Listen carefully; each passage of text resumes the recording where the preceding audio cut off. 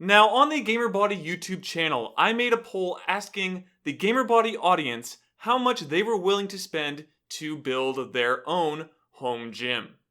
Now, after 405 total votes, we have a winner with 35% of them going to between $500 and $1,000 to build a home gym. And with that, I put together two separate setups you can buy that all fall within that $500 to $1,000 range. So let's take a look at the options I came up with. So the first item is the most important, as we're going to be using it for almost all of our exercises, and that is the Core Fitness adjustable dumbbells. These dumbbells range from 5 all the way to 50 pounds by turning your handle left or right, and they come in right now, as of shooting this, at $300 on Amazon. So to complement the Core Fitness dumbbells, we are going to use a bench with some attachments. So this one is called the Ironmaster Super Bench Pro, and I also have the pull-up and dip bar attachment to go along with it. Now this is where the safety comes in, because now our pull-up bar, which is basically like a giant steel bar, goes straight into the bench itself, and you can do your pull-ups that way along with dips. So now we're off our door frame, not risking damage to that or ourselves, and we're doing it all safely with a very, very sturdy bar. Now this is also the most expensive when purchased together. So the bench, if bought alone, is $459, where the chin-up bar or pull-up bar is $109, and the dip bar is $69. However, if you're buying this straight off of the Ironmaster website, they do give you a discount when bundling items like this. So the more you buy, the more savings you get. So you actually get right now an 8% savings. So that would save you roughly $51 if we round up. So our total to buy everything in this Ironmaster list would be $586. And that is all you need. So you just need the Core Fitness adjustable dumbbells and this bench with the attachments to really get a good workout in. So the total, if you buy all of these items, is $886. So within our $500 to $1,000 range. Of course, this is not including any shipping or taxes, so watch out as that will factor in here to push it closer to that $1,000 range. So the second setup that I've put together here is really meant to save on the most amount of space and have items that you can easily travel with if you're someone who's not always working out from the comfort of your home gym. So the first item we have is the same exact dumbbells, the Core Fitness dumbbells that we had in setup 1. This is just impossible to beat for its value, with going from 5 to 50 pounds and only costing $300. Yes, there are other brands out there, but these are by far my favorite for the cost, value, and overall. Again, I've used these for over 5 years, so the value I've gotten from them in those 5 years is pretty amazing.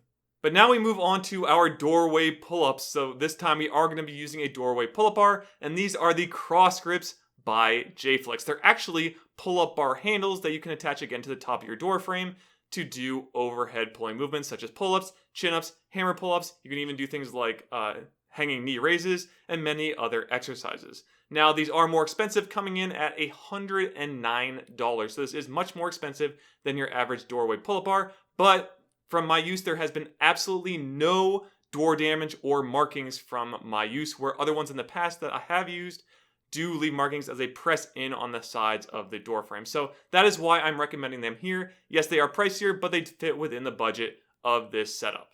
And the cross grips are great to travel with because they fold up into a very small square size and easily fit in any backpack or traveling suitcase. So if you need to take them on the go and do some pull-ups, they're very easy to take with you. Moving on, we are going to be using something for dips, and this one can also be used for inverted rows, and that would be the Liber Fitness Equalizer Dip Bar Station. And I personally have the XL edition. Now the one I'm going to be going with here is the Signature Edition as well, the most expensive one, and that is at $129. So a little bit more expensive as well. Fits in the budget still, but more expensive. But just know these bars are amazing, as you can also stack them when not in use so that they fit easily into something like my small closet. And then I can even put my dumbbells in between them, saving even more space, and then the cross grips on top of those to, again, just make a tiny little square of my closet, have all my equipment in it.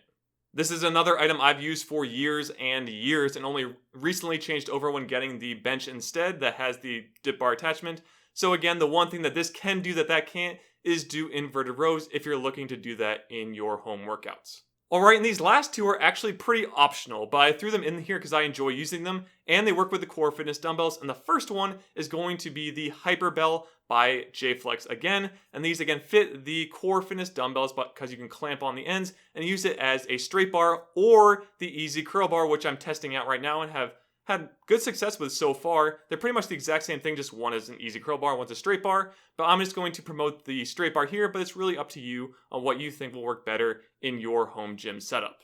So the Hyperbell is a bit on the expensive side, coming in at $139. Again, fitting within our budget still, but just know it is a bit more expensive, so you could save that money as this is completely optional. But I do prefer it for especially things like my bicep curls, and even for bent over rows, I like using it there as well. So the last item in this list, again, is completely optional, and it's called the Step Platform. This allows you to get an additional 4 inches off the ground, and I actually bought this when setting up my resistance bands bar setup because it allows for a bit of pre-stretch in the bands as well as standardizing the length of the bands themselves when doing exercises. However, for this build, it is primarily used to do calf raises, allowing for a bit more range of motion when using them and going lower to the ground. And the Step Platform right now on Amazon comes in at $67 rounded.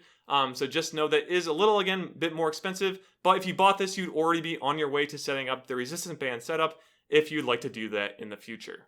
So if you decide to buy all the items in this list, it would cost you $754 before taxes or any additional shipping. So again, well within our $1,000 limit. But again, this one was built more for saving space in your closet or wherever you're keeping the equipment, as well as allowing you to travel easily with some of the items that you're using.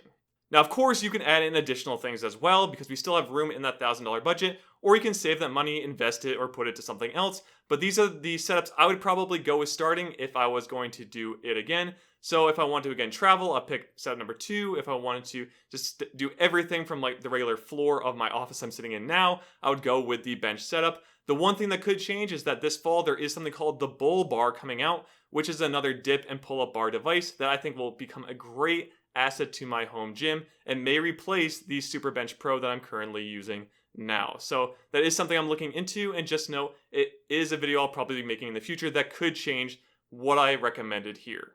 But those are both setups you can go with for your home gym. Now, if you want to check out my build of the resistance band bar setup that includes this platform, feel free to click the video on screen. But with that, remember to be fit and game on.